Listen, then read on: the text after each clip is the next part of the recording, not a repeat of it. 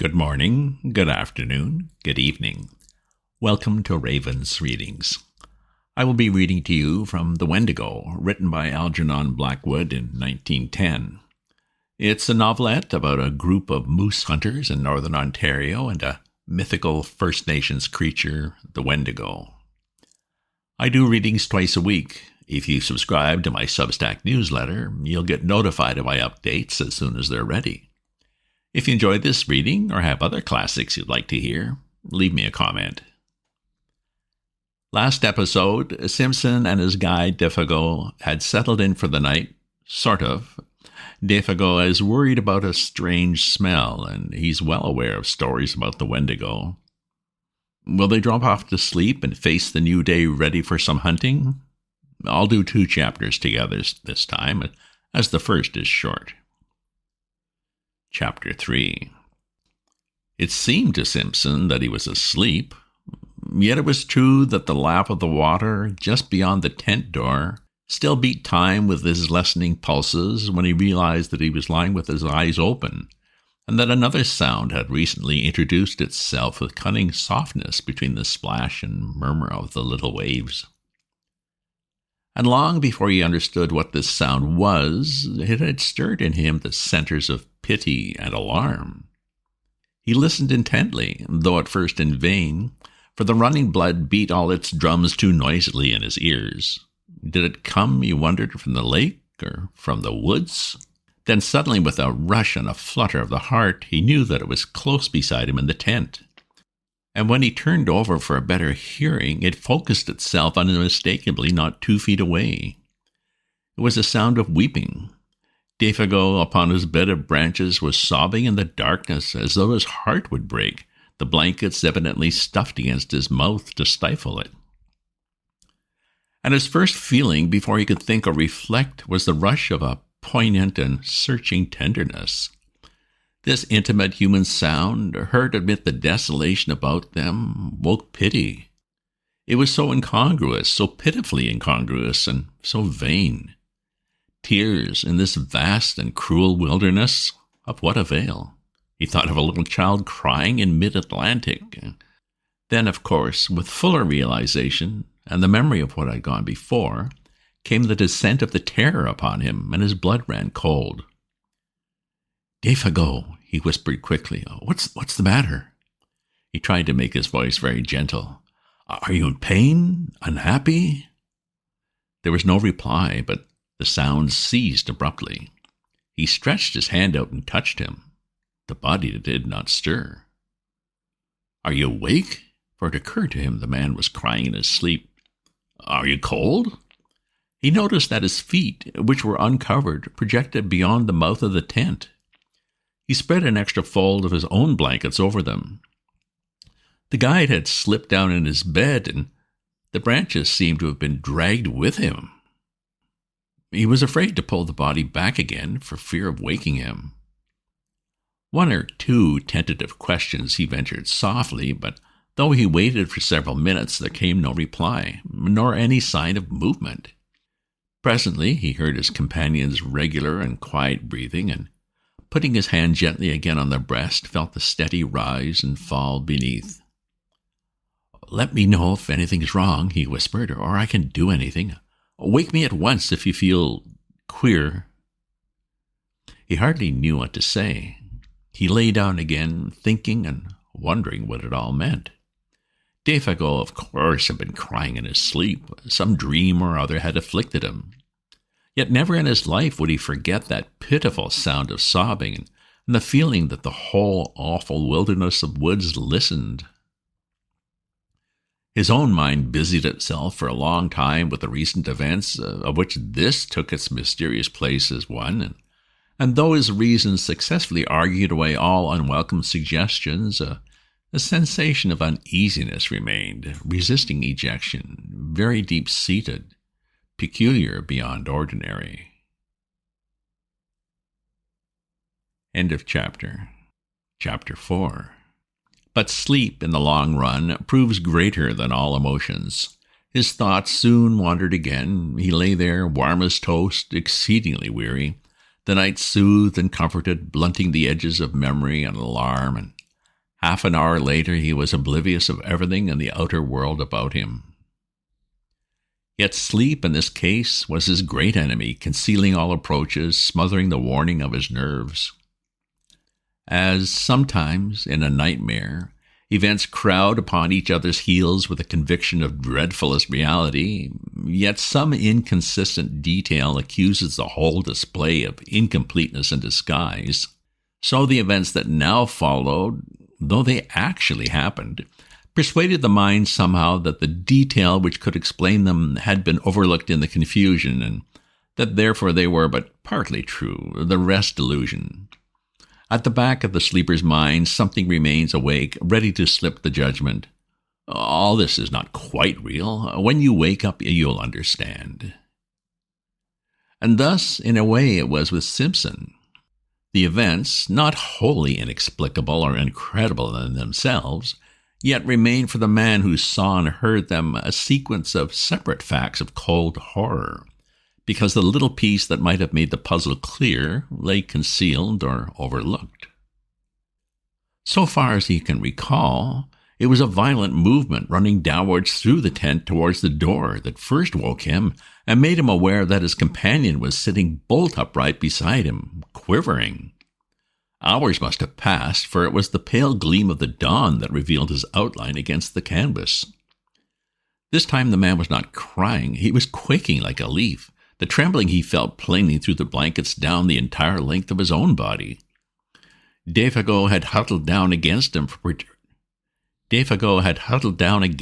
protection, shrinking away from something that apparently concealed itself near the door flaps of the little tent. Simpson therefore called out in a loud voice some question or other. In the first bewilderment of waking, he does not remember exactly what, and the man made no reply. The atmosphere and feeling of true nightmare lay horribly about him, making movement and speech both difficult. At first, indeed, he was not sure where he was, whether in one of the earlier camps or at home in his bed at Aberdeen.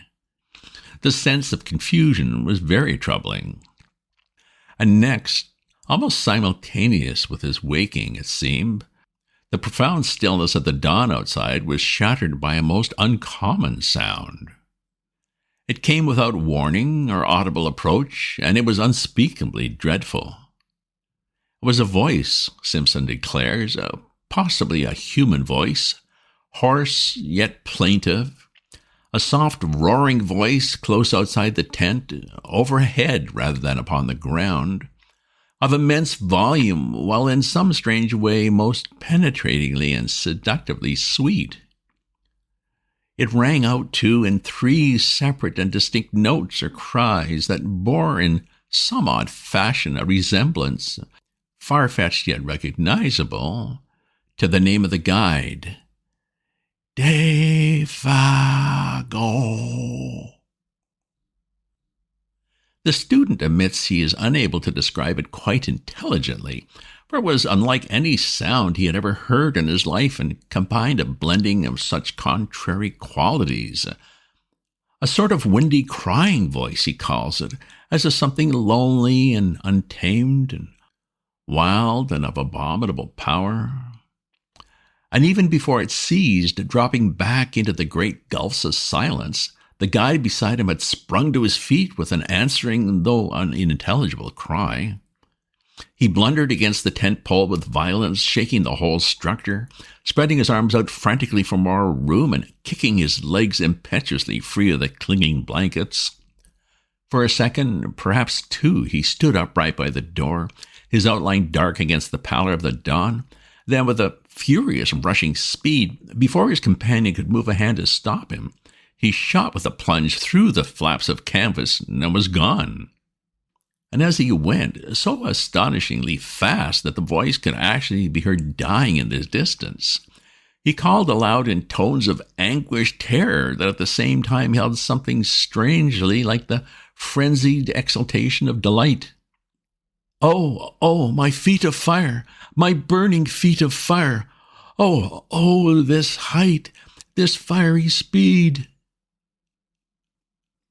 And then the distance quickly buried it, and the deep silence of very early morning descended upon the forest as before. It had all come about with such rapidity that, but for the evidence of the empty bed beside him, Simpson could almost have believed it to have been the memory of a nightmare carried off from sleep. He still felt the warm pressure of that vanished body against his side, and there lay the twisted blankets in a heap. The very tent yet trembled with the vehemence of the impetuous departure.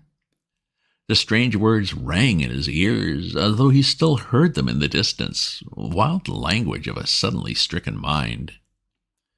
Moreover, it was not only the senses of sight and hearing that reported uncommon things to his brain, for even while the man cried and ran, he had become aware that a strange perfume, faint yet pungent, pervaded the interior of the tent.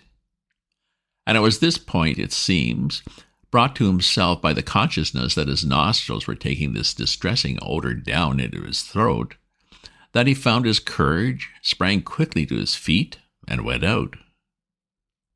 The gray light of dawn that dropped, cold and glimmering, between the trees revealed the scene tolerably well.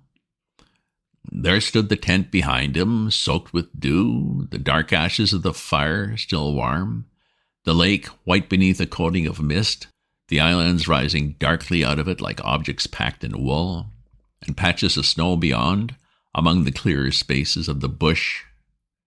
Everything cold, still waiting for the sun.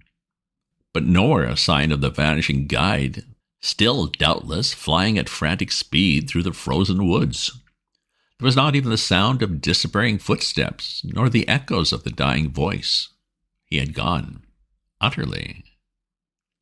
There was nothing but the sense of his recent presence, so strongly left behind about the camp, and this penetrating, all-pervading odor. And even this was now rapidly disappearing in its turn. In spite of his exceedingly mental perturbation, Simpson struggled hard to detect its nature, define it, but the ascertaining of that elusive scent, not recognized subconsciously and at once, is a very subtle operation of the mind, and he failed. It was gone before he could properly seize or name it. Approximate description even seems to have been difficult, for it was unlike any smell he knew. Acrid, rather, not unlike the odor of a lion, he thinks, yet softer and not wholly unpleasing, with something almost sweet in it that reminded him of the scent of decaying garden leaves and earth and the myriad nameless perfumes that make up the odor of a big forest. Yet the odor of lions is the phrase with which he usually sums it all up. Then it was wholly gone, and he found himself standing by the ashes of the fire in a state of amazement and stupid terror that left him the helpless prey of anything that chose to happen. Had a muskrat poked its pointed muzzle over a rock, or a squirrel scuttled in that instant down the bark of a tree, he would most likely have collapsed without much ado and fainted. For he felt about the whole affair the touch somewhere of a great outer horror, and his scattered powers had not yet had time to collect themselves into a definite attitude of fighting self-control. Nothing did happen, however. A great kiss of wind ran softly through the awakening forest, and a few maple leaves here and there rustled tremblingly to earth. The sky seemed to grow suddenly much lighter. Simpson felt the cool air upon his cheek and uncovered head, realized that he was shivering with the cold, and, making a great effort, realized next that he was alone in the bush, and that he was called upon to take immediate steps to find and succor his vanished companion. Make an effort, accordingly, he did, though an ill-calculated and futile one. With that wilderness of trees about him, the sheet of water cutting him off behind, and the horror of that wild cry in his blood, he did what any other inexperienced man would have done in similar bewilderment. He ran about, without any sense of direction, like a frantic child, and called loudly, without ceasing, the name of the guide. "Defago! Defago! Defago!" he yelled, and the trees gave him back the name as often as he shouted, only a little softer. "Defago! Defago! Defago!" He followed the trail that lay a short distance across the patches of snow, and then lost it again where the trees grew too thickly for snow to lie. He shouted till he was hoarse, until the sound of his own voice in all that unanswering and listening world began to frighten him. His confusion increased in direct ratio to the violence of his efforts. His distress became formidably acute, till at length his exertions defeated their own object, and from sheer exhaustion he headed back to the camp again. It remains a wonder that he ever found his way. It was with great difficulty, and only after numberless false clues, that he at last saw the white tent between the trees and so reached safety. Exhaustion then applied its own remedy, and he grew calmer. He made the fire and breakfasted. Hot coffee and bacon put a little sense and judgment into him again, and he realized that he had been behaving like a boy. He now made another and more successful attempt to face the situation collectedly, and a nature naturally plucky coming to his assistance, he decided that he must first make as thorough a search as possible, failing success at which he must find his way to the home camp as best as he could and bring help. And this is what he did. Taking food, matches, and rifle with him, and a small axe to blaze the trees against his return journey, he set forth. It was 8 o'clock when he started, the sun shining over the tops of the trees in a sky without clouds. Pinned to his stake by the fire, he left a note in case Defago returned while he was away. This time, according to a careful plan, he took a new direction, intending to make a wide sweep that must sooner or later cut into indications of the guide's trail. And before he had gone 1/4 of a mile, he came across the tracks of a large animal in the snow. Beside it, the light and smaller tracks of what were beyond question human feet, the feet of Defago. The relief he had once experienced was natural, though brief, for at first sight he saw in these tracks a simple explanation of the whole matter. These big marks had surely been left by a bull moose that, wind against it, had blundered upon the camp, and uttering its singular cry of warning and alarm the moment its mistake was apparent.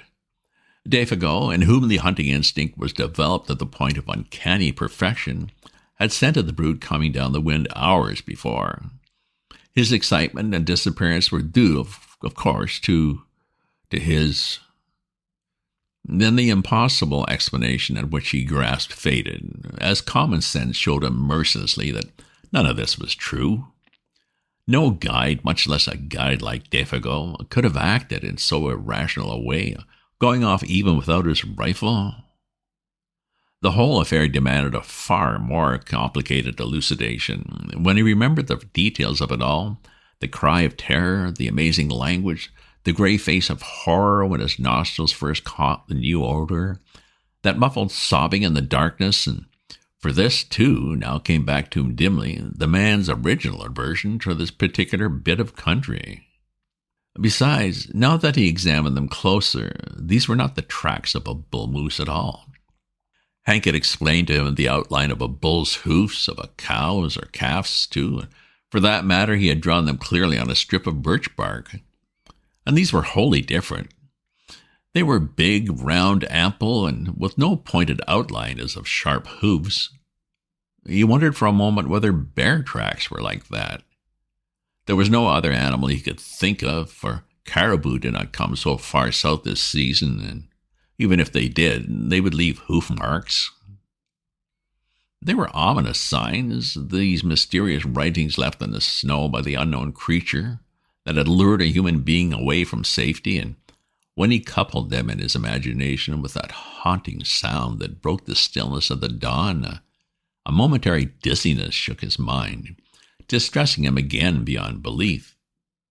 He felt the threatening aspect of it all, and stooping down to examine the marks more closely, he caught a faint whiff of that sweet and pungent odor that made him instantly straighten again, fighting a sensation almost of nausea.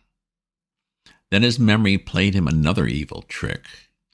He suddenly recalled those uncovered feet projecting beyond the edge of the tent, and the body's appearance of having been dragged towards the opening, the man shrinking from something by the door when he woke later. The details now beat against his trembling mind with concerted attack. They seemed to gather in those deep spaces of the silent forest about him, where the host of trees stood waiting, listening, watching to see what he would do. The woods were closing around him.